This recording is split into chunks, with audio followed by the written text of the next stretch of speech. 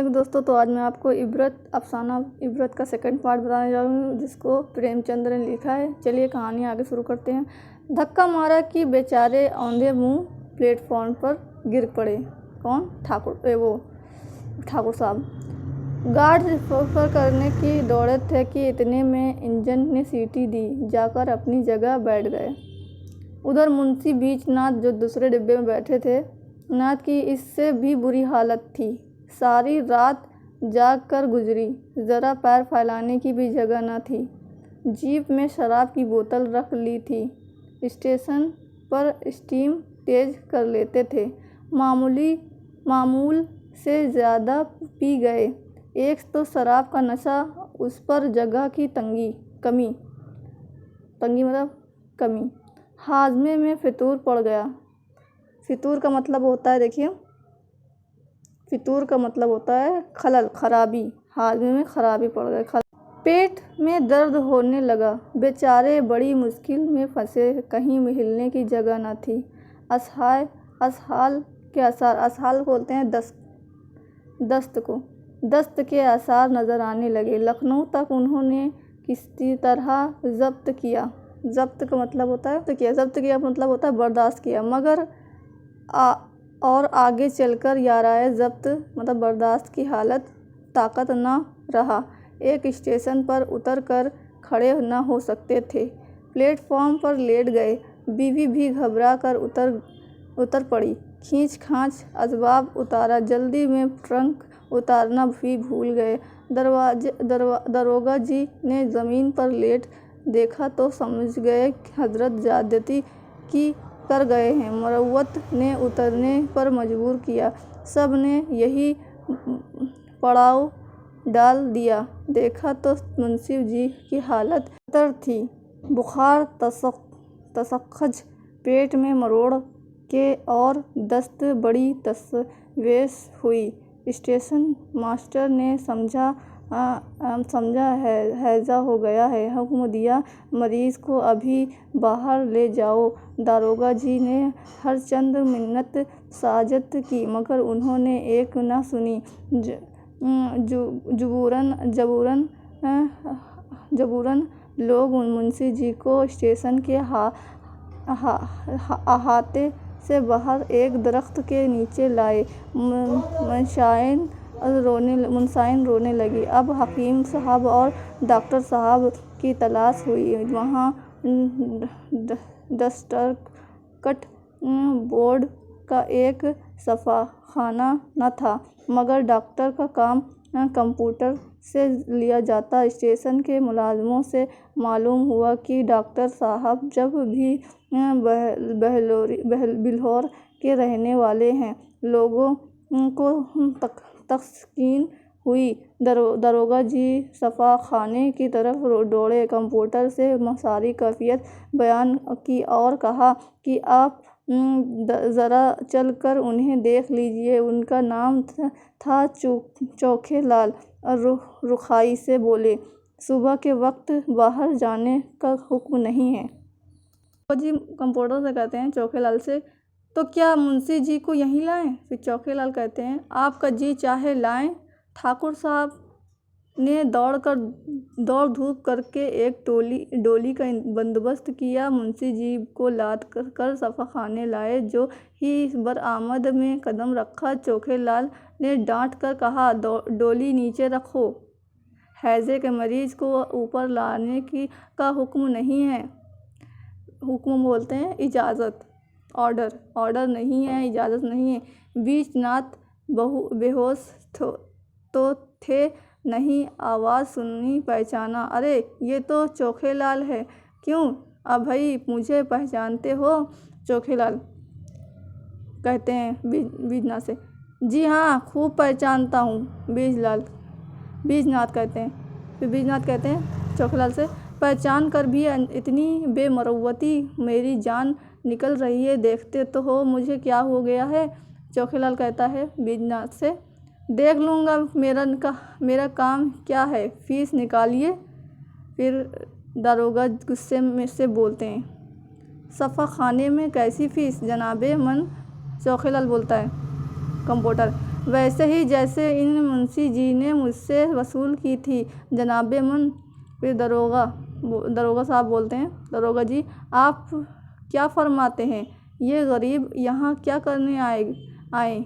चोखेलाल बोलता है, कंप्यूटर जी आप नहीं समझते, मेरा वतन बेल्हौर है, वहाँ मेरी थोड़ी सी ज़मीन है, उसका लगान दाखिल करने जब तहसील में जाता हूँ तो मुंशी जी डांट कर अपना हक वसूल कर लेते हैं। तो जनाब कभी नाव गाड़ी पर और कभी गाड़ी नाव पर। इस वक्त मेरी बारी है, मेरी फीस के 10 रुपये निकालिए वरना अपनी राह लीजिए। फिर दरोगा जी ने मुंसाइन से रुपए मांगे, तब उसे अपने बकस की याद आई। छाती पीट ली, रुपए उसी में रखे थे। दरोगा जी भी वाजिबी खर्च लेकर चलते थे। इस तरह 10 रुपये निकाल कर चोखेलाल को नज़र किए। उन्होंने दवा दी। दिन भर कुछ अफाका न हुआ, मगर रात को कुछ तबीयत संभली। दूसरे दिन फिर दवा की ज़रूरत हुई। दरोगा ने बहुत मिन्नत की, लेकिन चोखेलाल ने एक न सुनी। आखिर मुंसाइन का एक जेवर जो 20 रुपये से कम का न था, बाजार में बेचा गया। तब चोखेलाल ने दवा दी। शाम तक मुंशी जी चंगे हो गए। अयोध्या को बोलते हैं, अयोध्या है वो देहाती भाषा है। पहुंचकर ये लोग कयामगाह तलाश करने लगे, जहाँ मुसाफिर रुकते हैं, करने लगे। पंडों के यहाँ मुतलक जगह न थी। सारी बस्ती में घूमे, कहीं जगह न मिली। आखिर ये सलाह ठहरी कि किसी दरख्त, किसी पेड़ के नीचे डेरा जमाना चाहिए। लेकिन दरख्तों के नीचे भी जहाँ जाते थे यात्री बोलते हैं यात्री को, ठीक है, यात्री लोग पड़े मिलते थे। मजबूर होकर खुले मैदान में रेत पर बिस्तर वगैरह लगाए। उसके सिवा और कोई तदबीर न थी। लेकिन लेटने भी न पाए थे कि बादल घर आए। मूसलाधार पानी बरसने लगा, बिजली कूदने लगी। गरज सुनकर लड़के चीखने लगे, औरतें का कलेजा कांपने लगा। किसी जाए पनाह की तलाश हुई। तीनों आदमी इधर उधर मजबूर हो निगाह से देखते थे। तारीकी में कुछ न था, सोचता सूझता था। पछता रहे थे कि नाहक आए, ना जाने क्या होने वाला है। दफाता एक आदमी लालटेन लिए नदी की तरफ से आता नजर आया। वह करीब पहचा तो पंडित जी उसे के पास जाकर बोले, क्यों भाई साहब, यहाँ कहीं मुसाफिरों की ठहरने की जगह मिलेगी? वह आदमी रुक गया, गौर से पंडित जी की तरफ देख कर बोला, आप पंडित चंद्रधर तो नहीं? पंडित जी खुश होकर बोले, जी हाँ, मगर आप मुझे कैसे जानते हैं? उस आदमी ने अदब से मुंशी जी का पैरों पर सर झुकाया और बोला, मैं आपका पुराना शागिर्द हूँ। मेरा नाम कृपाशंकर है। मेरे बाप कुछ दिनों पहले बिल्हौर में डाक मुंशी रहे थे। उन्हें दिनों मैं आपके खिदमत में था। पंडित जी को भी फौरन याद आ गई। बोले, ओहो, तुम कृपाशंकर हो? उस वक्त तो तुम बहुत दुबले पतले लड़के थे, कोई 8-9 साल के हो गए। कृपाशंकर बोलता है, जी हाँ, 9 साल का था। मैंने वहाँ से अंग्रेजी पढ़ी, यहाँ म्यूनसिपलिटी में नौकर हूँ। कहिए, आप तो अच्छी तरह रहे हैं। बड़ी खुशनसीबी है कि आपके दर्शन हो गए। क्या आपके बाल बच्चे साथ हैं? कि पंडित जी बोलते हैं, नहीं, मैं तो अकेला हूँ, लेकिन मेरे साथ दारोगा जी और श्याम नवेश साहब बाल बच्चों के साथ हैं। कृपाशंकर बोलता है, कुल कितने आदमी होंगे? पूछता है। और फिर पंडित जी कहते हैं, 10 आदमी होंगे। अगर थोड़ी सी जगह मिल जाए तो गुजर कर लेंगे। कृपाशंकर बोलता है, नहीं जनाब, बहुत सी जगह लीजिए, मेरा बड़ा सा मकान खाली पड़ा है, चलिए आराम से रहिए। ये तो मेरी ऐन खुशनसीबी है कि आपकी खिदमत करने का मौका मिला। छतरियाँ तो काफ़ी हैं ना, चलिए मेरे साथ। लोग पानी में लथपथ, छतरियाँ लगाए बिस्तर सरों पर उठाए चले। कृपाशंकर का मकान करीब था। वसीय साहब सत्रह उसने जाते ही आग जलवा दी, पलंग बिछवा दिए। लोग आराम से बैठे। घर में पूरियाँ पकने लगी। कृपाशंकर हाथ बांधे हुए चाकरों की तरह पंडित जी के जरा से इशारे पर दौड़ता था। 1 घंटे में खाना तैयार हो गया। खा पी कर लोग लेटे खुदा का शुक्र कर रहे थे कि कृपाशंकर मिल गया, वरना आज जान बची मुश्किल थी। और सब लोग तो नींद में गाफिल हो गए, मगर पंडित चंद्रधर को नींद न आई। सफ़र के वाक़यात का एक नक्शा उनके सामने खिंचा हुआ था, और कुव्वते इम्तियाज़ को बोलते हैं फ़र्क करने की सलाहियत। मवाज़ना बोलते हैं मुकाबला। फ़र्क करने की सलाहियत का मुकाबला न कर रही थी।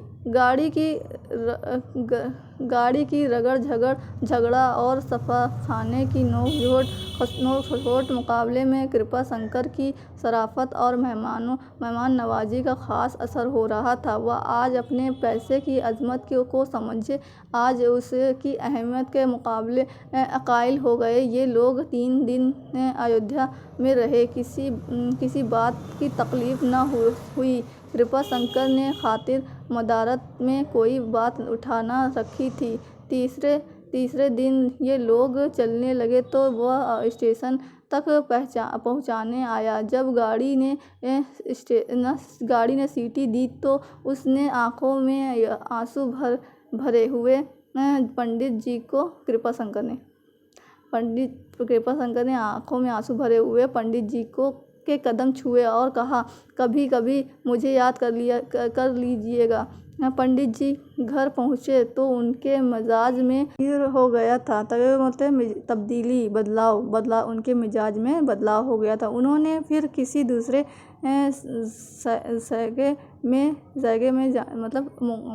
महकमे में जाने की, नौकरी में जाने की कोशिश नहीं की, और न फिर अपनी तकदीर का शिकवा किया।